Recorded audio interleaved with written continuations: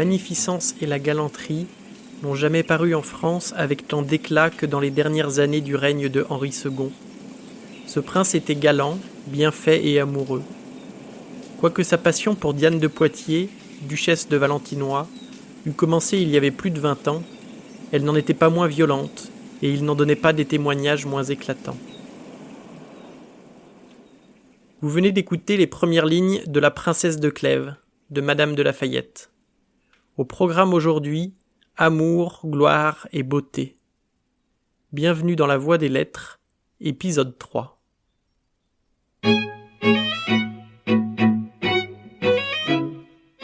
Le saviez-vous ? Les 3 premières causes de mortalité à 12 ans sont la faim dans le monde, la lecture de La Princesse de Clèves et le paludisme. Oui, dans cet ordre. Une étude a également montré qu'après avoir étudié ce livre, de jeunes adultes présentaient des signes de radicalisation assez inquiétants, s'exprimant uniquement au subjonctif et coupant ainsi tout dialogue possible avec leurs parents. Blague à part, si vous avez été traumatisé par La Princesse de Clèves, ne désespérez pas pour autant. D'une part, on peut vivre heureux, en bonne santé et même aimer la littérature sans l'avoir lue. D'autre part, on peut toujours se rabibocher, fût-ce sur son lit de mort, avec un tel ouvrage. Si vous optez pour la deuxième option, un geste simple vous permettra d'aborder le texte en toute sécurité.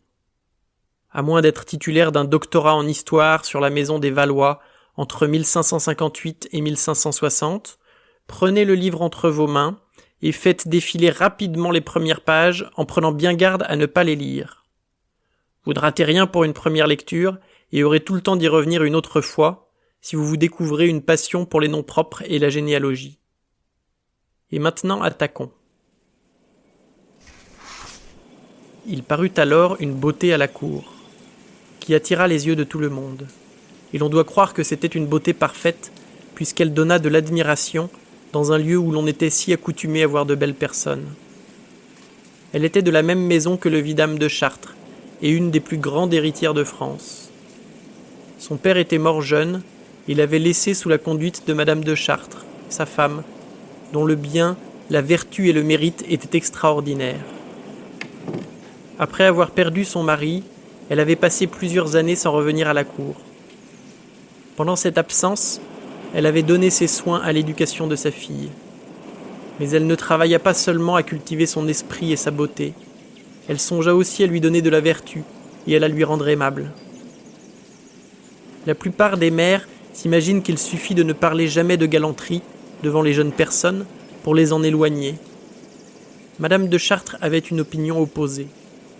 Elle faisait souvent à sa fille des peintures de l'amour. Elle lui montrait ce qu'il a d'agréable, pour la persuader plus aisément sur ce qu'elle lui en apprenait de dangereux. Elle lui contait le peu de sincérité des hommes, leur tromperie et leur infidélité, les malheurs domestiques où plongent les engagements. Et elle lui faisait voir, d'un autre côté, quelle tranquillité suivait la vie d'une honnête femme, et combien la vertu donnait d'éclat et d'élévation à une personne qui avait de la beauté et de la naissance. Mais elle lui faisait voir aussi combien il était difficile de conserver cette vertu, que par une extrême défiance de soi-même et par un grand soin de s'attacher à ce qui seul peut faire le bonheur d'une femme, qui est d'aimer son mari et d'en être aimée. Cette héritière était alors un des grands partis qu'il y eut en France, et quoiqu'elle fût dans une extrême jeunesse, l'on avait déjà proposé plusieurs mariages. Madame de Chartres, qui était extrêmement glorieuse, ne trouvait presque rien digne de sa fille. La voyant dans sa 16e année, elle voulut la mener à la cour. Lorsqu'elle arriva, le vidame alla au-devant d'elle. Il fut surpris de la grande beauté de mademoiselle de Chartres, et il en fut surpris avec raison. La blancheur de son teint et ses cheveux blonds lui donnaient un éclat que l'on n'a jamais vu qu'à elle. Tous ses traits étaient réguliers, et son visage et sa personne étaient pleins de grâce et de charme. Alors c'est sûr que ça se lit pas tout à fait comme un Marc Lévy, mais le bouquin a plus de 300 ans, alors un peu de respect pour nos aînés. Nous sommes en 1678. Historiquement, on est en pleine monarchie absolue.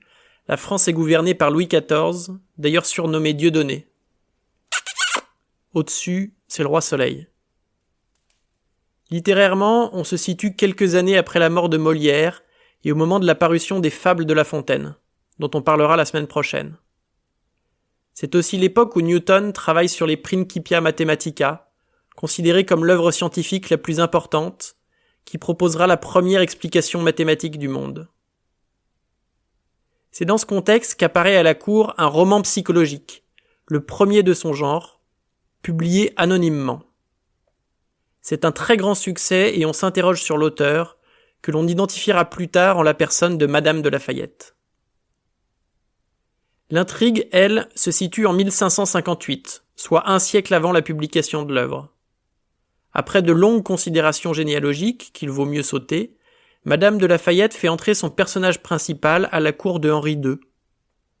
Mademoiselle de Chartres a 16 ans, elle est aussi belle que vertueuse et elle va devoir naviguer dans les eaux troubles des faveurs et des coups bas politiques afin de trouver un mari à la hauteur de son nom. La princesse de Clèves, c'est le Game of Thrones de l'époque, mais il n'y a pas de dragon. Dès son arrivée, 3 hommes tombent sous son charme. Le chevalier de Guise, ne riez pas, le prince de Clèves, puis le prince de Montpensier. Seulement voilà, l'oncle de notre héroïne, le vidame de Chartres, s'il vous plaît, n'a pas que des amis à la cour. À cause de ce lignage, le premier prétendant est découragé par son frère aîné, le second désavoué par son père, et le troisième est écarté par le roi lui-même, sous l'influence de sa maîtresse. On capte pas forcément tout ça à la première lecture, et tout à fait entre nous, on s'en tamponne. L'important c'est que le père du prince de Clèves va mourir, ce qui permet à celui-ci de revenir à la charge et de faire avancer un peu le récit. Comme Mademoiselle de Chartres avait le cœur très noble et très bien fait, elle fut véritablement touchée de reconnaissance du procédé du prince de Clèves. Cette reconnaissance donna à ses réponses et à ses paroles un certain air de douceur qui suffisait pour donner de l'espérance à un homme aussi éperdument amoureux que l'était ce prince, de sorte qu'il se flatta d'une partie de ce qu'il souhaitait. Elle rendit compte à sa mère de cette conversation, et Madame de Chartres lui dit qu'il y avait tant de grandeur et de bonne qualité dans Monsieur de Clèves, et qu'il faisait paraître tant de sagesse pour son âge, que si elle sentait son inclination portée à l'épouser, elle y consentirait avec joie. Mademoiselle de Chartres répondit qu'elle lui remarquait les mêmes bonnes qualités, qu'elle l'épouserait même avec moins de répugnance qu'un autre, mais qu'elle n'avait aucune inclination particulière pour sa personne. Dès le lendemain, ce prince fit parler à Madame de Chartres. Elle reçut la proposition qu'on lui faisait, et elle ne craignit point de donner à sa fille un mari qu'elle ne pût aimer en lui donnant le prince de Clèves. Les articles furent conclus, on parla au roi, et ce mariage fut su de tout le monde. Vive les mariés! Alors, pour ceux qui se sont endormis à la deuxième phrase, je récapitule. Le père du prince de Clèves, qui s'opposait au mariage, est mort. Le prince pleure un peu, il s'habille en noir, mais dès que le temps du deuil est passé, il cherche à voir Mademoiselle de Chartres et lui dit, en gros, « T'es grave fraîche, je suis in love, si tu me kiffes pas, j'aurai le seum, viens on se marie. » Là-dessus, la meuf, touchée de reconnaissance, elle rougit et l'autre y croit qu'il a gagné l'euro million. Elle raconte ça à sa rhum lui dit « TMTC, prince de Clèves c'est un bon gars, si ça te chauffe, épouse-le. » La zouze, elle dit « Ma terre, c'est pas le mégalove, mais t'es caté, je l'épouse, sera pas pire qu'un autre. » Et voilà, vive les mariés. Soit dit en passant, une fois le mariage proclamé, Mademoiselle de Chartres devient, wait for it, la princesse de Clèves. Vraiment, quelle surprise, on ne s'y attendait pas. À partir de là, les choses sérieuses vont pouvoir commencer. Elle se dit qu'elle a de la chance, que son mari est intelligent et pas trop mal gaulé. Elle aurait pu se retrouver avec un vieux dégueulasse, sacrifié au nom d'une alliance pour sa famille. Pour autant, elle ne se découvre aucun sentiment pour son époux. Et là, je suis sûr que vous ne vous y attendez pas du tout, tant l'intrigue est originale, elle tombe amoureuse d'un autre homme, le duc de Nemours. Oh bah ça alors, c'est énorme. Elle parvient toutefois à cacher ses sentiments et reste d'une fidélité exemplaire à l'égard de son mari. La princesse de Clèves, c'est pas une michto. Nous la retrouvons quelques mois plus tard au chevet de sa mère malade. Il faut nous quitter, ma fille, lui dit-elle en lui tendant la main. Le péril où je vous laisse et le besoin que vous avez de moi augmentent le déplaisir que j'ai de vous quitter. Vous avez de l'inclination pour monsieur de Nemours. Je ne vous demande point de me l'avouer, je ne suis plus en état de me servir de votre sincérité pour vous conduire. Il y a déjà longtemps que je me suis aperçu de cette inclination, mais je ne vous en ai pas voulu parler d'abord, de peur de vous en faire apercevoir vous-même. Vous ne la connaissez que trop présentement. Vous êtes sur le bord du précipice, il faut de grands efforts et de grandes violences pour vous retenir.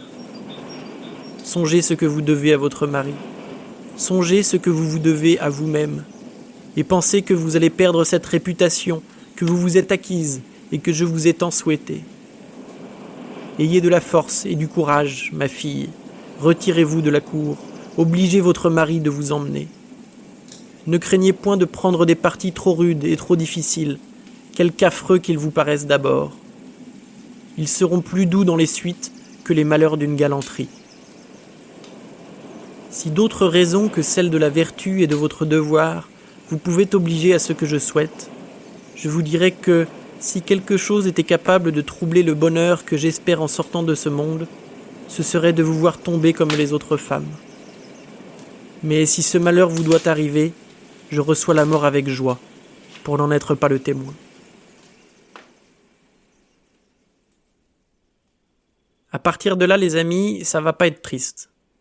Notre princesse perd le soutien de sa mère et se trouve tiraillée entre la vertu d'être fidèle à son mari et le grand amour qu'elle rencontre pour la première fois. Alors, couchera ou couchera pas?